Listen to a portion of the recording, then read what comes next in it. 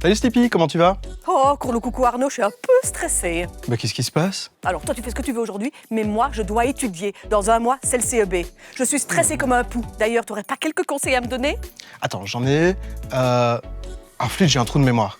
Écoute, on va réfléchir ensemble comment étudier le CEB et comment améliorer sa mémoire. C'est quoi ton premier sujet là? Oh, la géographie, c'est le pire la géographie. Ouais, ok. On va leur demander s'ils connaissent les capitales de l'Europe. Cite un maximum de capitales des pays de l'Europe. Bruxelles, il y a Rome, il y a Lisbonne, Rome, Madrid, Paris, Luxembourg, je pense. Madrid, Athènes, Bruxelles, Paris. Non, j'en connais plusieurs, mais je ne retrouve plus sur le nom. Non, je cale. Et je sais plus non plus. Berlin, mais c'est tout. Oh là là, j'ai déjà du mal à me souvenir. Si l'Europe, c'est un pays ou un continent, alors retenir 50 capitales, non mais allez, franchement. Oui, c'est vrai que c'est pas facile, mais la mémoire, tu sais, pour étudier, c'est vraiment important. Et la mémoire, c'est la capacité qu'a notre cerveau à enregistrer, à conserver et puis à récupérer des informations. Et pour ça, c'est peut-être différent chez toi, mais nous les humains, nous utilisons des dizaines de milliards de neurones. Oh l'autre, de dizaines de milliards, t'as tout ça dans le cerveau. Bah oui, il y en a dans notre caboche. Alors, je te donne une première astuce pour étudier efficacement. Il faut en fait étudier plusieurs fois. Pourquoi? Parce que ton cerveau, le mien aussi, et le vôtre aussi, va oublier au fil du temps des informations. Et les étudier plusieurs fois permet de mieux les retenir. Oh, tu rigoles ou quoi? Ça me gonfle. Déjà d'étudier une première fois, il faudrait que je le fasse plusieurs fois? Mais oui, parce que comme je te dis, tu vas perdre de l'information petit à petit, en gardant toujours un petit peu, mais si tu étudies plusieurs fois, tu vas en garder plus et plus longtemps. Allez, d'accord. J'essayerai. Te rappelles-tu ce que tu as mangé le 4 janvier 2020? Non. Non plus. Moi non plus. Moi non plus. Non, je m'en souviens pas. J'ai mangé des pâtes au curry.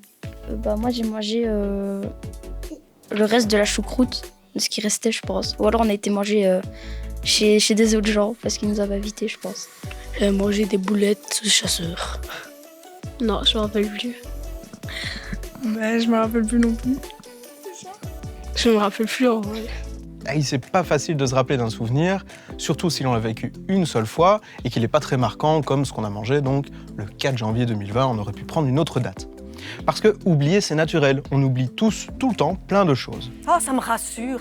Je suis pas complètement stupide, ça arrive à tout le monde. Mais oui, c'est tout le monde. Et donc comme c'est naturel, eh bien étudier plusieurs fois permet de pallier à ça et de bien retenir l'information. Mais il y a une autre astuce que je peux te donner.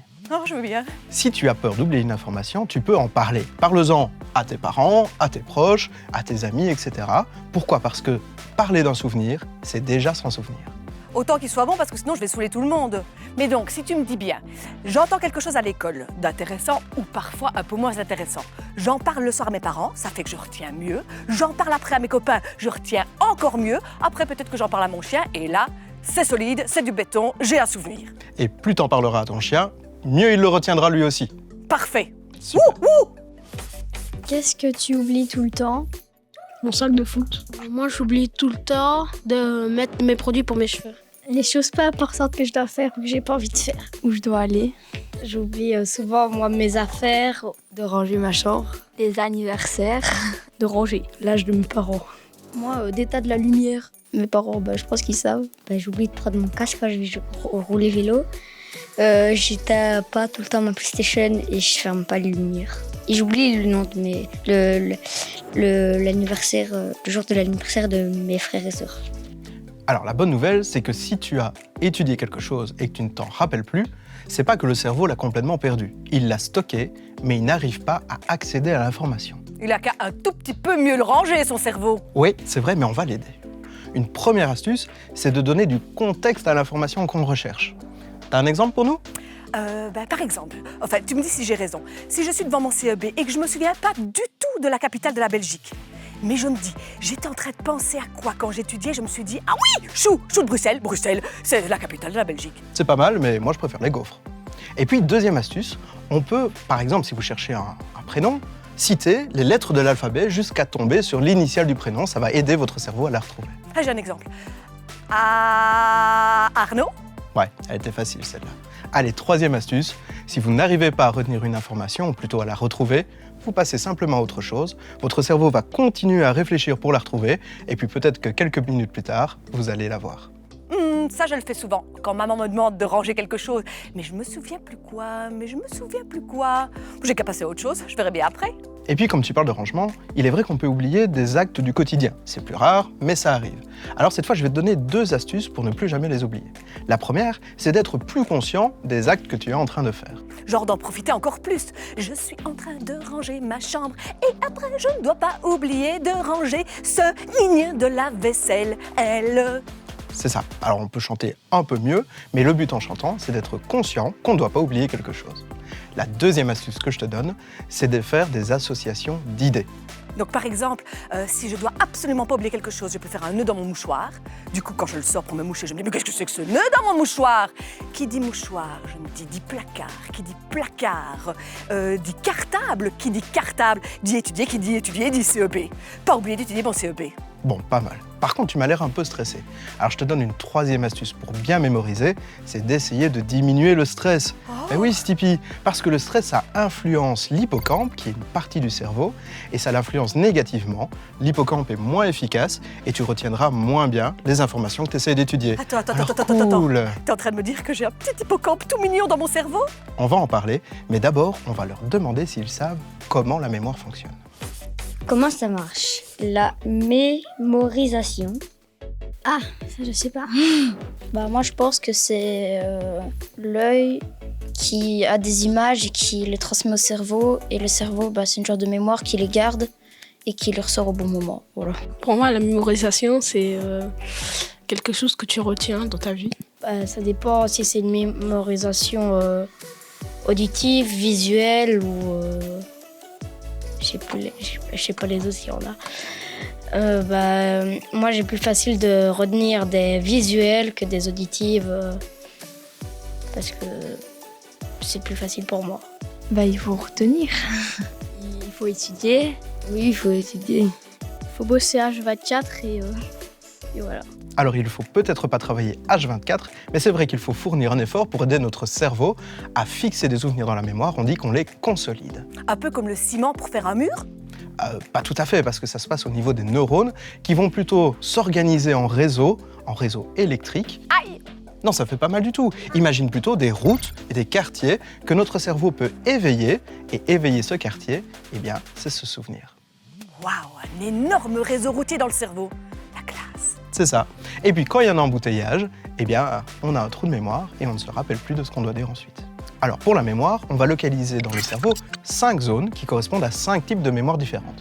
Et puis la première, c'est celle qu'on appelle la mémoire à court terme.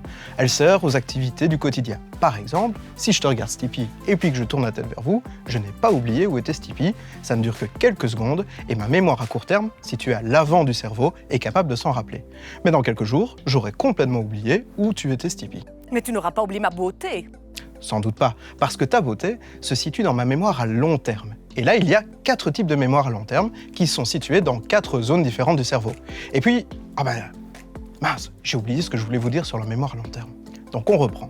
Quand vous apprenez quelque chose, ça passe d'abord dans la mémoire à court terme, puis dans l'hippocampe, qui va l'envoyer vers les 4 zones du cerveau liées aux 4 mémoires à long terme. Alors, tu le croiras ou non, mais je me suis un petit peu préparée pour l'émission. J'ai été voir les 4 mémoires. Par contre, j'ai rien compris. Tu sais me redire ce que c'est la mémoire sémantique? Alors, la mémoire sémantique, c'est celle qui te permet de retenir les choses de la culture générale. Par exemple, Les capitales. les capitales. Alors après, la mémoire épisodique. Ça, c'est la mémoire de vos souvenirs, des choses que vous avez vécues. Par exemple, des choses de l'enfance, ça peut être des trucs très très loin. Ça peut être très très loin ou notre rencontre. Alors, la mémoire procédurale. Celle-là, c'est celle qui vous permet de faire du vélo. C'est la mémoire des gestes faciles qu'on n'oublie jamais, Ou gambader dans les champs. par exemple. Et la mémoire perceptive. Et bien celle-là, c'est celle qui est liée au sens et qui vous permet de vous souvenir des bruits, des odeurs et de ce que vous voyez. Comme par exemple quand je sens le chou de Bruxelles, que ça me fait penser à Tata Flatula. Oui, vraiment, il faut qu'elle arrête avec les choux. Le cerveau est-il un muscle? Je sais pas vraiment comment expliquer, mais c'est juste un muscle. Moi, je trouve que c'est un muscle parce que c'est ce qui travaille le plus chez nous. Moi, je dis que non, mais je sais pas pourquoi. Non. Non. Oui. Moi aussi, je dirais que ce serait un muscle. Sans le cerveau, on peut rien avoir. Les muscles aussi, mais je trouve que le cerveau est plus important, donc c'est un organe. C'est quand même un muscle parce que ça donne des informations et tu t'en sers. Non, parce que un muscle, c'est quelque chose qui est fort. Sans le cerveau, les jambes peuvent pas bouger, les membres de notre corps non plus. Et du coup, moi, je trouve que c'est un organe. Oui, parce qu'on le fait travailler tout le temps, même quand on veut ne penser à rien, par exemple pour s'endormir. D'office, on va penser à ne pas penser à quelque chose.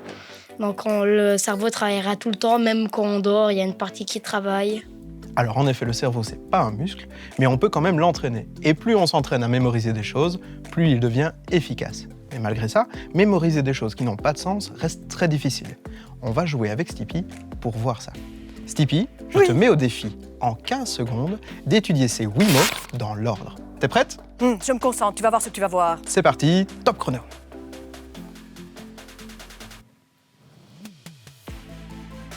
Le temps passe. Concentre-toi. Et stop. Alors, dans l'ordre, je te dis abricot, salon, gourde, aspirateur, chocolat chaud, stylo, girafe et pull en laine, boum! Ça t'embouche un coin, hein? Ok, 0 sur 8, on pouvait pas faire pire. Tu as 15 secondes pour retenir ces 8 mots dans l'ordre. J'en ai loupé, c'est sûr et certain. Poire, feu, ananas, joli, tableau, étoile, je sais plus. Alors, poire, feu, jamais, je sais plus, ananas et étoile, je crois. Poire, feu, étoile, ananas. Il y a aussi jamais, tableau, Poire, jumeau, ananas, jamais, ananas, étoile, et après je sais plus.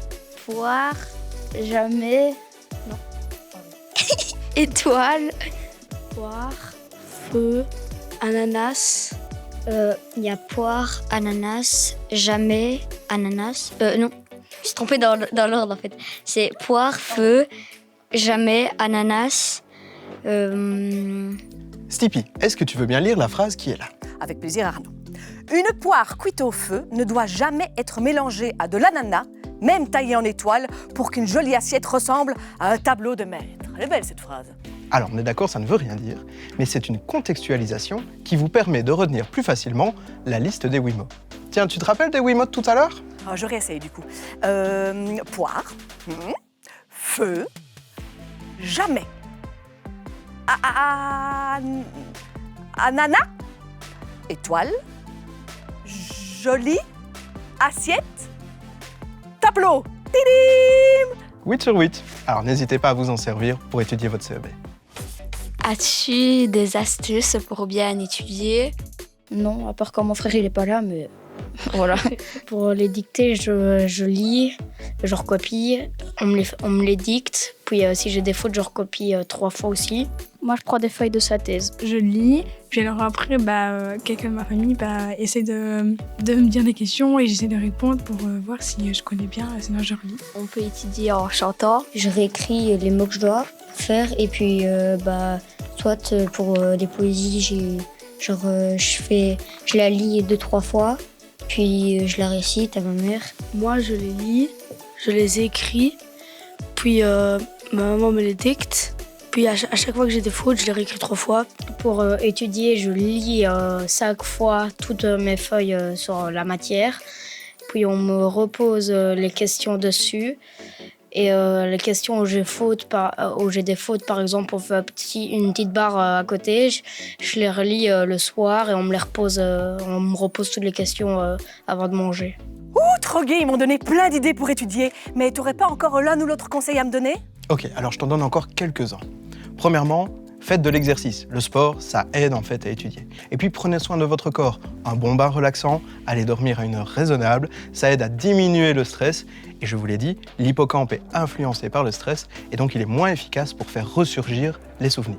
Ayez confiance, amis de la connaissance. Vitaminez-moi ces cervelles, faites-moi gonfler ces boîtes crâniennes. Oui, c'est ça. Ayez confiance en vous Et puis, je pense que ce qu'elle a voulu dire là, c'était bon courage pour le CEB.